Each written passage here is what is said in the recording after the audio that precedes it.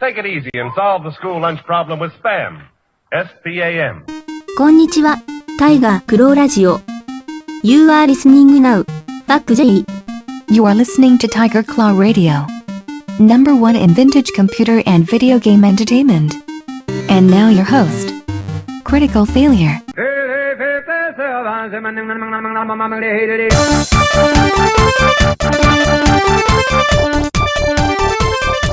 Oh yeah, we made it back.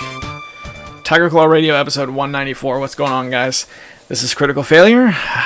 It feels good to be back on the air because I didn't think I was going to make this happen until next week. Video games have happened. Oh boy, and I got a lot to talk about. A favorite of mine called Zafe House Diaries. So sort of an off-the-beaten-path zombie game. Received a sequel over the last couple weeks. And I scooped that up right away. So some stuff on that. We got some new stuff coming out on YouTube. And some good things to go. Some good things. Some real feel-good moments. So what we're going to do is we're going to play a track and then we're going to shoot it over to the Vancast. So we're going to Tarantino it. We're going to go back in time before vacation and listen to the Vancast. But first, you're listening to Tiger Claw Radio.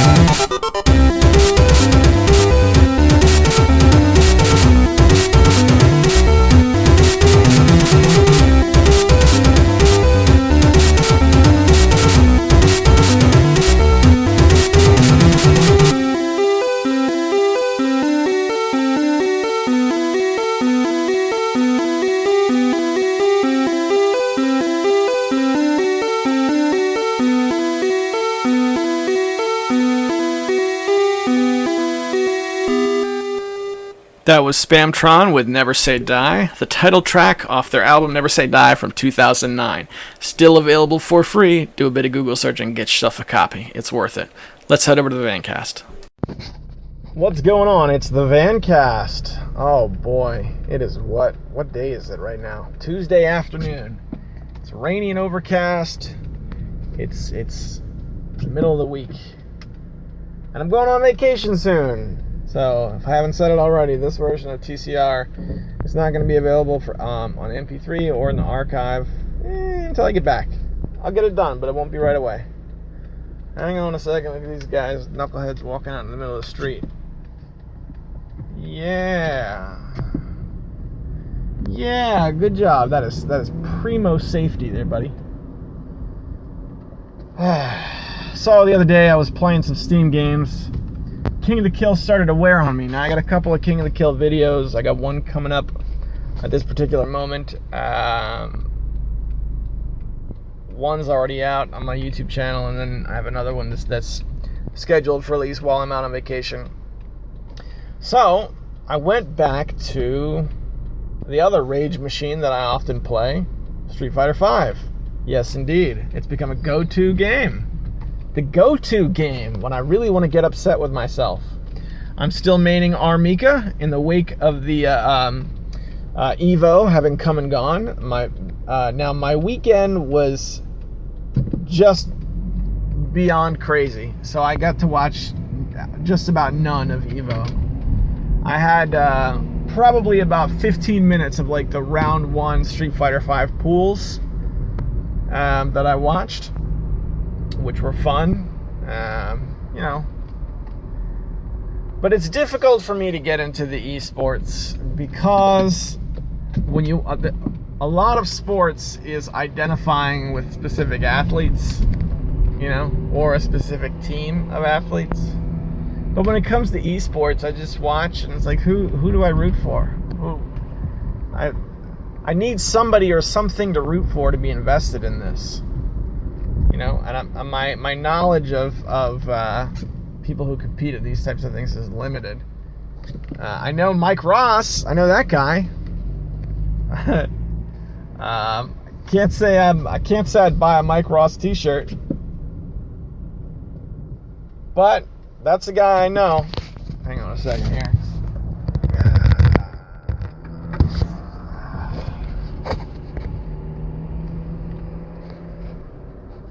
So I you know, but I watch some. These are the best of the best, and if you play a game competitively, then watching the best people at it, there's something to that, you know, for sure.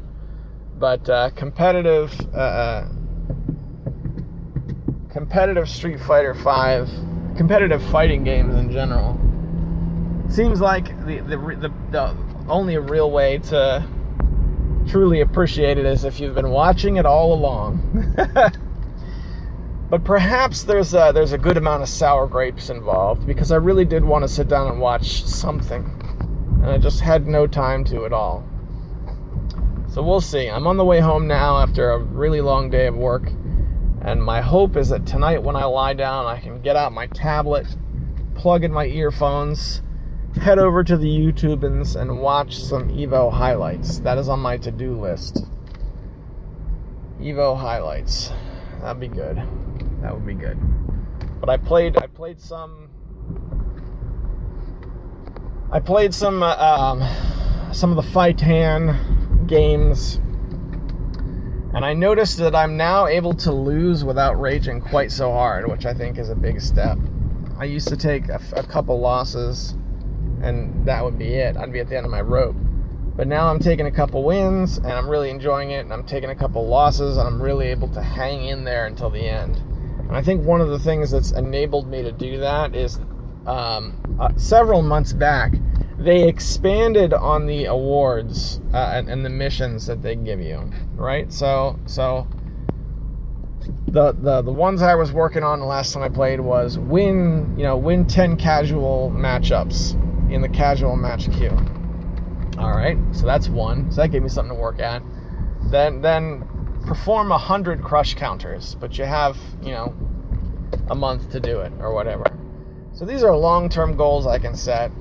And the crush counters one specifically does something that Street Fighter V has been lacking, is give me some kind of reward for playing even when I'm losing, right? Because that's a big thing about Street Fighter V, is if you sit down to play a night of ranked matches and you go on a losing streak, you're going to play for up to a half an hour or more and do nothing but lose LP points or ladder points. There is an XP gain, I guess, but it's nothing, that's going to have any effect on your characters or your profiles, right? You're not going to gain any battle points. They don't award those unless you're pulling home wins, and even then, it's only 50 battle points a win. So that's not going to be enough to affect any purchases. The fact that they've added these achievements was enough for me to say, okay, I've lost this amount of times, but I got this, and this towards my achievements. And of those achievements, I'm saving up the battle points so that I can unlock the Bison stage from Street Fighter 2. Things like that. Little things. Keep you playing when you're losing. That's something Street Fighter 5 desperately needs. Keep you playing while you're losing. So here's another problem I have. Why can I have so little contact with the other players? I don't see this in other games. Whoop, is my phone ringing? I got an email. What did I get? Nothing important. Yeah, so I'm not allowed to voice with the other people, which I know why they do it when it comes to the randos, but I don't support their decision. Don't be afraid for us to not get along. It's a competitive game. We're trying to defeat each other. We might say some naughty words. There might be some cursing. There might be some filth and foul, floor and filth. But that's okay. Just let me talk to the guys. At least in H1Z1, I can trash talk for a few seconds after I've been shot down. But like this, that said, there's not even any like emotes I can use. You know what I mean? Case in point, the original Doom. Not Doom 2, but the original Doom. If you ever got to play the original Doom multiplayer, stock multiplayer, using like Dwango or something, you couldn't chat. You could not press T and chat like you could in Quake. What they had instead was a series of emotes that were pre-typed messages. And I think it was the function keys would send the emotes, and that's how they controlled the content. Now, I like the open chat better, but at least that's something. That's the point I'm trying to make is the original Doom stock lets you chat and communicate with other players more than Street Fighter 5 does. And I think that's something they could fix. That's really to the game's detriment. So I'm curious. That raised some questions about Tekken 7 that I would like to get answered. How social a game is Tekken 7? Is there any like built-in game social features, like where you can play with other people and have a good time? Because we don't have that in Street Fighter 5. Street Fighter 5 has the battle lounges where you can, chat and have a good time, but you got to meet people outside of the game. You got to go to like a subreddit or something and hook up with people there and throw down. Get your chat on in Discord or something like that. But the software itself does not serve doesn't do a good job of getting player A with player B to meet, fight, and friend list each other. I wish, and you know what the worst part is? I've played ranked matches and casual matches where it's like, we'll go 1-for-1, and then we'll have the third tiebreaker match. And regardless of who wins the tiebreaker match, there have been a few times where it's been like, man, I wish I could fight that guy a few more times. But no, you cannot. You cannot, because they have determined that there's a best 2 out of 3 of every encounter online, and you can't voice chat. So that's it. If you want to face Filipino Warrior 3872 again, you got to look him up on the CSN and then send a friend request that way, which, by the way, has never happened even once for me. So I don't know. I would say that this is a game that I have enjoyed enough that these sort of small things bother me, right? Because I like it and it's so close to being so much better. Versus, say, a game like, I don't know, Guilty Gear Asuka, which is really kind of broken.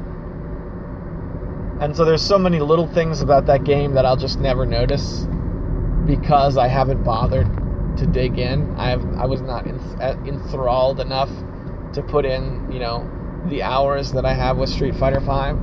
This is one of those things where it's like, yes, I have my gripes, but the gripes are a good thing. I like where that game has gone. For such a disastrous launch, they really seem to get it together enough to make a game that I like to own. So that's Street Fighter V.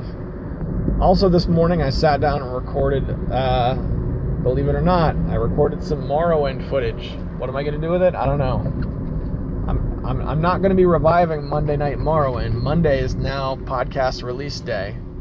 So there's no way every Monday will be TCR and Morrowind. But I thought it might be nice to revisit Morrowind just once. For the most part, I just wanted to play my save guy again. And I know that if I start playing him off camera, there's no way I'll ever be able to go back on camera. It'd be like, okay, so for part 7, we're here in the game and halfway through a dungeon, and in part 8, we're 10 hours later into the game. I don't know, that doesn't jive with me. So I recorded about an hour of Morrowind footage, and I'll probably chop it down, release it as like a Morrowind one-off special. You know, maybe do another one like a month later or something like that. I don't know. So right now my lineup is Raiden 3. Doing a Raiden 3 series. Right now I have Dumaze, who submitted a score of 3.5 million, and I'm out to get him. I got a series of Raiden 3. I'm toying with a series of King of the Kill. And potentially monthly one-off specials of Morrowind and TCR.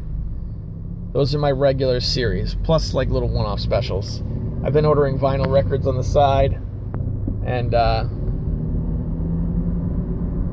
collecting some vinyl unboxings. Again, those are I don't know how very interesting they are, but they're fun for me. Sometimes I go back to my old videos and it's like I end up being my biggest viewer, just watching unboxings from 3 years ago. That kind of stuff is fun to me. This is where running a YouTube channel. There's a big question that I think is worth discussing. This is something I wanted to make a video about, but let's discuss it right now, because why not? Is it worth it to you? Is it worth the effort to run a small YouTube channel? I've gone back and forth about this many times over. And one answer is it was for a very long time, and now not so much anymore. But I would say, yeah, for a long, it's worth it to run a small channel of YouTube or VidMe because of the people you meet. You may not be quote unquote famous, you might not get a huge following, but you'll meet a few people, and those, those are people worth meeting, right? That's what has kept me coming back to my YouTube channel for the last, most of a decade, is the people I've met. But there's also the idea of archival purposes. And this is why it bothers me when people go back and take down their old videos that they think are cringy or something like that. You don't get it. You're erasing your history. You're removing, you're going into the library and you're pulling books off the wall and you're throwing them in the shredder, man. Don't do that. I urge you, if you have videos that you think are cringy, leave them up. And I'll put my money where my mouth is. Go back and listen to the first 3 TCRs, including the episode 0 unaired pilot. I can't think of anything more cringy on the internet. I cannot. But I leave them up. I leave them up because that is part of the journey. It is. And why take it down? Why pretend it didn't exist? It does not help me to remove it. I still said the cringy things, even if they're not available on the internet. Those words were still spoken at one point in history. I prefer to just own it and wear it and say that's what happened and be okay with it. Not everything is I'm not. That's one of the things about having this open channel of communication without having to go through the filter of a producer, without having to go through the filter of the FCC or anything like that. Everything goes through, the good, the bad, and the cringy. And it's that's one of the reasons why I listen to podcasts that are just, okay, this is this guy I know and he does a podcast, to get, the real stuff. And I give you, I got some news for you. The real stuff is cringy sometimes. It's 2 scoops of cringe. Black coffee and cringe with a croissant. That's the world. That's life. That's the way people are. Not everybody has to be a Bob Hope. So that's it. So in keeping those things up, I'm sometimes able to go back and look at awesome stuff that I bought, especially now that I've had to clear things out, so I can see stuff I don't have anymore up in my YouTube channel. That's pretty cool. I enjoy that. But that's about it. I'm finding that I wanted to make sure that my channel stayed active while I was on vacation, so I recorded a bunch of stuff to go up while I was out using scheduled releases, because of Patreon. I've got some Patreon backing. I want to make sure those guys are getting their money's worth. And as a consequence, the weeks I'm going to be on vacation are probably going to be the most active on Tiger Claw TV in a very long time. A very long time. So thanks to the patrons, and I do so hope you guys feel like you're getting your money's worth, because I'm doing the best I can to honor it. I got some goofy stuff and some fun games. It's prompting me to play some games that I would not have played otherwise. And that's where running this thing really shines. Where I dust off a game and I really dig in with both hands, and I wouldn't have otherwise. That's the way it is with Raiden 3 right now. I'm enjoying that game. I dust it off, do a run or two to practice, and then do one that goes in the books for recording. Well, now I've got a small high scoreboard with 4 scores, and I got a score from Dumaze that I have to try and beat. So I really have, there are now stakes. There's a reason to go back and play that game that did not exist before YouTube, or before I published those videos. Despite the fact that by numbers, they did very poorly. I have that. So, what are we, 18 minutes in? So that is the state of affairs as it relates to video games right now. Pondering to recap, pondering the social aspects of Street Fighter V being missing. I have a newfound interest in Tekken 7, so I'll be doing some Googling about that game for the very first time. Also, I'm going back to play Raiden 3. Also, lots of stuff coming up on Tiger Claw TV while I'm out on vacation. This episode is going to be released on MP3, on Podomatic, and on the archive once I get back from vacation. I don't know why Podomatic doesn't have scheduled release. It's a big pain that it doesn't have it. But I'm glad that YouTube does. So, thank goodness for that. Alright guys, I'm going to shoot it back to Panzer Studios. Let's see if we can get something good going. Welcome back to Panzer Studios, guys. The nice, comfy place where Tiger Claw Radio is recorded. This is just, I want to take a minute to thank the patrons of the show. This is a Patreon-funded podcast that has been around for quite some time. So thanks to these gentlemen for helping keep me coming back. And I really crunched to make sure an episode got out this week to take care of these people. So these are Hemrock, James, Sendu, Tecmo Balls, Darabka, 6 Health of Fury, and the Cartridge Brothers. So thank you so much. I'm kind of blown away at the support at this point. So thank you guys very much. If you'd like to support the show on Patreon, it really helps. It especially in those moments where crunch time really happens, and I really need to push to get everything together. So thank you guys for all the support. And now let's talk about some video games. We're gonna play. Let's see. I think I did this last episode as well, but there's from a chip artist called Pulsing from the Skyrunner EP. This has got 7 tracks long, and it's got some good ones on it. This track is called Top Dogfish.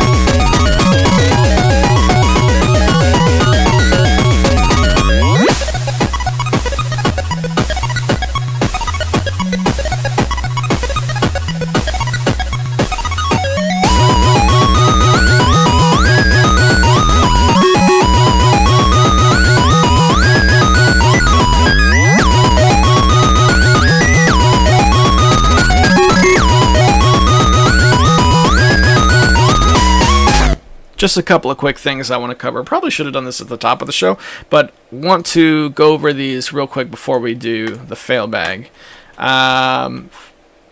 First and foremost, River City Underground. River City Ransom Underground? Was it called River City Underground or River City Ransom Underground? I'm going to check my Steam wish list to make sure. That was a game that was pulled from Steam. It was pulled. It was pulled from because of infighting. There's some, River City Ransom Underground. Oh, is it back up? It might be back up. It is indeed. Yes, it is. It is now available once again. That it was pulled for quite some time. Week, 2 weeks, something like that.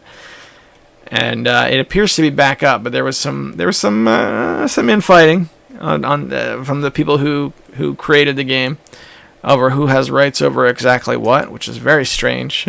But usually it's other companies. It's the company that made the game going to bat with other companies who own little bits of intellectual property, like I own this guy, or I own that music or whatever. But whatever. So it's back and it's available. I looked at it. I looked it up when I was on vacation, and it was not around.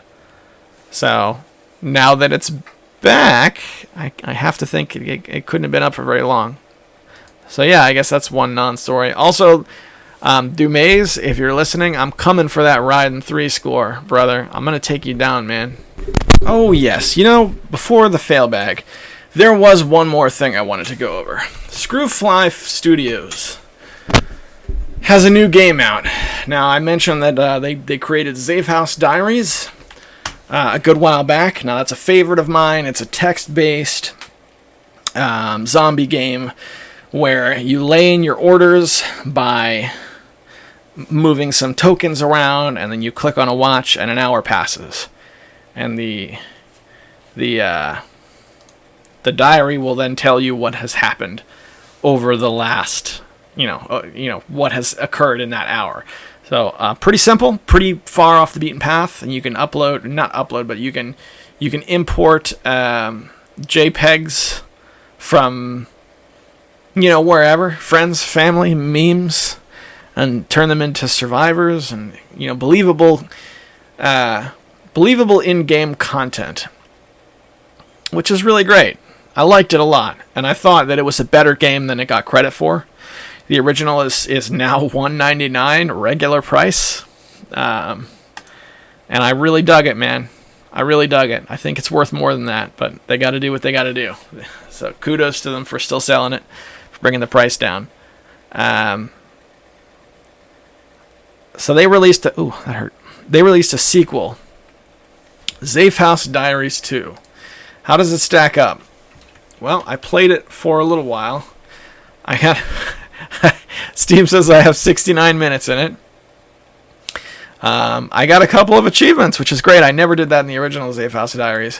One of my qualms with that game was that whenever you use custom content, achievements are disabled. So it's a great game, but you'd have to take the entire achievement list and just throw them all in the garbage and not worry about them.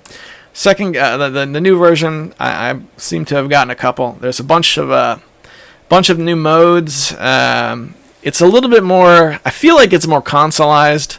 Like there's a lot of pictures you click on that were just previously just words before. One of the things I liked about it was because it was text-based, it felt an awful lot like a really old-school computer game. So they've managed to add a bunch of new different types of modes, and the biggest thing was they curbed the difficulty a little bit. The original Zafe House Diaries is unbelievably difficult. All right, so now you can play on a hard mode and retain that original difficulty, but there's also some more feasible options if you're not quite as hardcore. The original also never came out for Linux. This has a complete Linux build available for it, which is great. More games on Linux. Get me off of Windows. Get me back to Linux where I'm free. What is the regular price? I believe it was $6.99, $5.99, $6.99. Yep, regular price is $6.99. And I really dug it. I really did. I want to set it up so that when Screwfly releases a new game, I get an email. I think I would like that. Yeah, it's cheaper than their last game, Fear Equation. Is still $15 regular price. So it's nice that they came down a little bit. Yeah. So Zafe House Diaries 2. They're not popular games. They're little peripheral games, for a lot of people. But for me, they're really great. So I'm tempted to go on and on about it. But at the same time, I feel like I should pull back because it's going to make for some terrible podcasting. Just know that it's a good game. It's out there. If you feel like something off the beaten path, it's a game that does environment really well. It does custom content really, really well. And you can, I found, you can make the game your own quite easily. Like making a party of family and friends and having them, go off into adventures. It is really neat. It's really neat. All right, so that's Zafe House Diaries 2. Now let's do what I was originally going to do and head over to the fail bag. So being gone for a week. Let's see. It looks like I got some comments. Yeah. Being gone for a week, I had a bunch of videos that were scheduled to be released. And I haven't really looked at how they did. Specifically, Rose and Camilla. Rose and Camilla was a browser game from 10 years ago about this weird high society face slapping game. I don't know. And I wanted to make a video about it for a very long time, and I finally did. I kind of wished it did better than that, but oh well. I'll take my 15 views. In modern day YouTube, that's the world we're living in. So yeah. Actually, you know what? What I haven't looked at, I'm going to head over to VidMe. I want to see how my VidMe channel is doing. I haven't been in here in a while. Look at all that. Got a couple new follows. Everything that I scheduled to release, I did parallel on VidMe. So VidMe's got the same amount of all the VidMe videos came out at the same time. And it looks like I've dropped... I dropped a follower. Okay. I'm watching the two channels closely because I'm I'm uploading everything to both, and I'm expecting VidMe to pass my YouTube channel in popularity. Because YouTube is, it's difficult to be discovered, whereas VidMe is still sort of a slosh. We're all kind of thrown in together. I wouldn't say that. I wouldn't say VidMe is doing better than YouTube for me. I'd say it's pretty close. Some get nothing.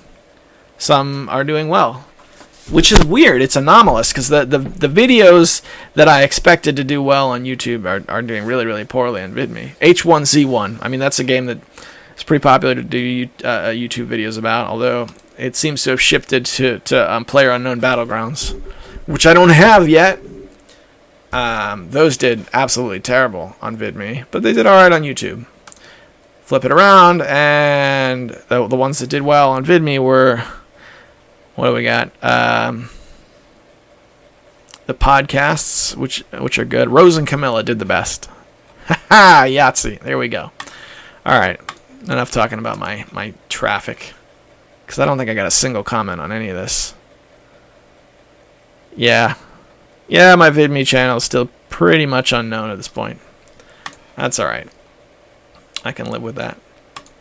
Dropcut the Gaming Beast writes, as a comment to the Rose and Camilla video, I've seen this game on YouTube videos way back. Still haven't played it, but I'll give it a go.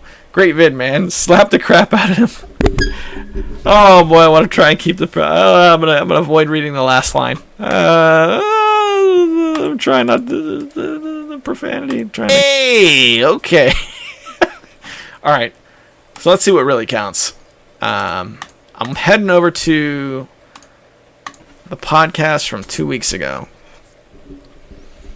And it's really been burning me up. It was like as soon as I left, there was that video from Dumaze where he beat me out in Raiden 3. I've been really dying to get back in and play that game again. Let's see how that went down. Alright, but we need to go back to the last podcast, episode 193. Alright.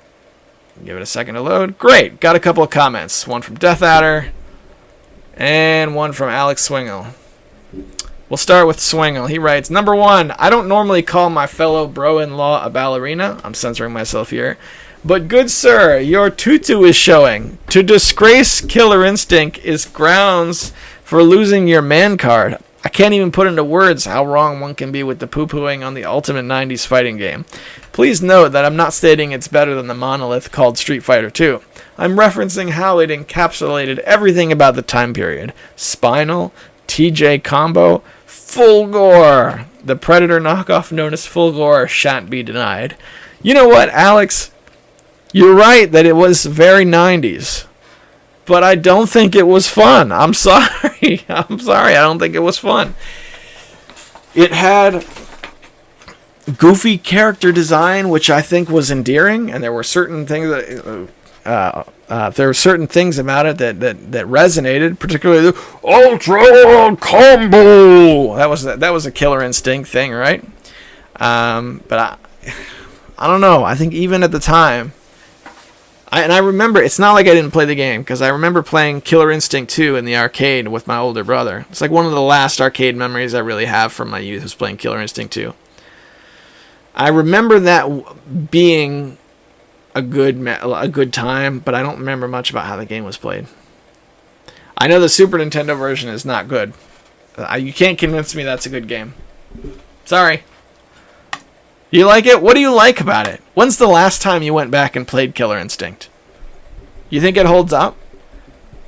Because some of the Street Fighter games from that era hold up. Some of them don't. I don't know. The original Street Fighter 2 for Super Nintendo, really slow, not a great game. But Street Fighter 2 Turbo, it's okay. It's good. It's good. So maybe to be fair, maybe if they made a second release on the Super Nintendo, that would have been really good as well for Killer Instinct. I don't know. Didn't drive with me, man. I'm sorry. Alright, we go to Death Adder. Death Adder writes, Oh man, I wasn't expecting the Roastmaster General Jeff Ross to show up and read my comments. Sweet Jiminy Christmas. Look, I won't try to defend my life as Tumblr to you. I myself can't explain that one. However, I was drinking an awful lot of soy milk that week that I played it. And you should know that I plan on picking up my Life is Strange 2 next month. I just hope I remember to wear a waterproof eyeliner this time, because last time I totes got my eyeliner all over my dashboard confessional shirt. Killer Instinct is fun. Since you enjoy fighting games, I feel like you should throw at least 3 hours of the new one before completely ruling it out. If you have Windows 10 on a PC, then I can jump on my Xbox for crossplay and we can wrestle it out. I will make you humble. Heart emoji. I don't know, man. I like the games that I like. The recent Wolfensteins, Doom, the Master Chief Collection are all on my radar when they're $10 in a plastic circle format. I'll even pause and give you time to talk smack about the Master Chief Collection. Question of the week to the audience. Games you grew up with. I have multiple gray chest hairs at this point. I wish Skyrim was a game I grew up with. Lol. Anytime someone who's 5 years younger or more starts to talk about anything, my blood starts to boil. I feel your feels, man. Death Adder, my friend, thank you for the comment. So let's talk about, first things first, let's talk about Killer Instinct and Windows 10. Is it only available on Windows 10? Is it not a Steam thing? Killer Instinct, because I'm not finding anything on Steam. It must only be Windows 10. Being that it's only Windows 10, I can rule it out almost immediately. I do not have Windows 10. I don't plan on running Windows 10. I'm avoiding it. I am tooth and nail. I'm trying to get out of using Windows 10. I'm not saying it's never going to happen, but I'm just saying I'm pushing it off. I'm not doing it. I'm certainly not going to do it so I can play Killer Instinct. The only other game I can think of that had me interested that's in that bracket was Forza 3. Forza 3, I think, came out right at the time I was getting into racing games, and it's, I believe, Windows 10 only, which is stupid. I hated that games are doing that. Yeah, it bothers me. It really does. Windows is something I deal with. It's not something I like, and that's embodied in my decision to not adopt Windows 10. What else did you have here in your comment? You see, you wrote, yeah, Master Chief Collection. I'm okay with that. I played the original Halo, at a time when even entry-level gaming PCs were not accessible to me. We didn't have the internet at my place at that time. But I had a lot of friends. So friends would come over and we'd play the original Halo. So even though it's not up my alley anymore, I have respect for the Master Chef Collection. Wolfenstein and Doom. I'm having hard drive space issues on my computer right now, and I think it's because I have Doom installed. Because that's definitely 68 gig. I can nuke that game and put on a bunch of stuff. Boy. Wolfenstein, also installed. Also not being played, which is the silliest of silly willies. 44 gigs. Ugh. That's over 100 gigs just going up in smoke. Oh well, it happens. I'll play them one day, right? Isn't that the mantra of the backlog? As for Life is Strange, if you like it, man, God bless. Play your game, have a good time. I hope you get all of your whatever it is that you want to get out of that game. I hope you find it, bro. I think that should be it. I'm just going to take a quick minute to head over to TigerClawTV.com. Then we'll do the nextround.net. Just want to make sure that nobody left any comments on the main page. Got nothing on TigerClawTV.com. Okay, we'll head over to the next round. I'm pretty sure I looked at that a while back. There's 2 comments there, but they're probably the same 2 I just read from YouTube. Yep, there's... No!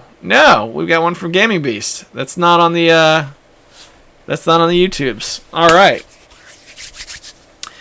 Some great moments. My skills aren't on trial here. Burger Rider forever. Yes, indeed. Also, is a good track to listen with your ear satellites.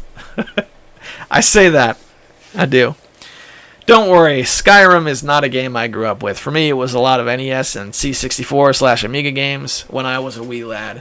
When it came to the genre of rocket-propelled grenades, RPGs, I think my journey, at least in video game form, since I played the genre in pen and paper form, started with Final Fantasy Mystic Quest and Secret of Mana. FFMQ is pretty much hated, but as a kid, it was a great introduction to turn-based RPGs. I knew about games like Might and Magic from seeing a boxed version on my friend's shelf. I was interested, but never played it. I also remember me and my bro in the game store choosing between Diablo and Dragonlore 2. His thing was that our mom would never allow a game with basically Satan on it. Dragonlore 2 looked great for the time, but it was a pre-rendered mess for the most part, and I still slogged away at it.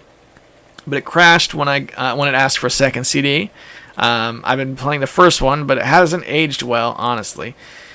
It still is a product of its time, and I'd like to replay DL2 for nostalgia reasons once GOG releases it. I want to finish it, damn it. I know how you feel with that age thing, man. I remember the NES and C64 when it was new. Hell, I remember playing Frogger and Space Invader on a friend's PC, and I think it was a Spectrum or a BBC Micro, when I was really little. And I thought it was the coolest thing. I remember hearing the voice clip from Impossible Mission and was amazed. The hobby has changed a lot, and maybe that is why I've been sticking to older games. I think I'll always like FPS games. At times I just need a break or a palate cleanser. I always enjoyed your Morrowind vids. That was my game in college back in 2004. I really should make that video of my character that I always wanted to do. Here is your question of the beast. The wall is my term for when you get stuck in a game because of difficulty or a boss or a riddle or a bad feature or something else. It makes you stop the game, permanently or temporarily. What are games where you hit the wall or have given up on, or maybe would like to get back on? Which games are the ones you haven't you can't go back to? P.S. Have a great vacation, broski. Thanks a lot, Dorobka. Let's talk about the wall.